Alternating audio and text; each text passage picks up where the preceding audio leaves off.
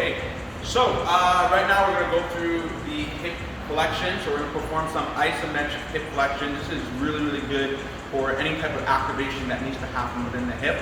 Okay, so for those of you who have anterior pelvic tilt, so that means that your hips actually go forward, you tend to kind of stick your butt out. What happens sometimes is your hip flexors actually get shortened.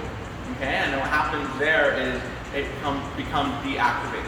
Alright, so what we're going to do here is we're going to perform some isometric hip elevation. Okay, so what's going to happen, you're going to place your hands here, and again, if you have a stick or a broom or whatever you want to use, you're going to place that over here as well. I'm going to keep my right leg completely straight. I'm going to squeeze my glutes on my right side, and I'm going to elevate my left leg. Alright, now before going into this movement, guys, remember I'm talking about intention.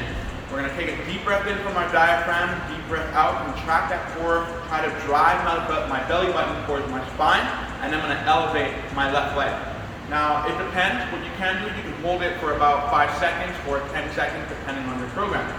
So we're going to do 5 seconds just for demonstration purposes. I'm going to place my hand here. Again, the other stick, I'm driving down into the ground, so I'm pushing, I'm irradiating, pushing down, squeezing my right butt muscle, trying to keep my legs straight. I don't want you leaning this way, so deep breath in.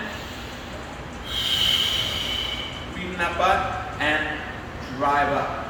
Okay, now as you're driving up, what you're looking for is to get your knee as high as you can while performing dorsiflexion at that ankle. So I want your toes to try to touch your shin. Okay, we're going to hold this position, try to stand tall. Don't lean forward. Hold that position for 5 seconds. Slowly come back down. Okay, again, drive that stick into the ground, squeeze, and hold. That's it. Hold for 5 seconds, then drop down. Okay? Now, ideally, this is going to be very, very good just to create some contraction within that hip flexor and activating it as well.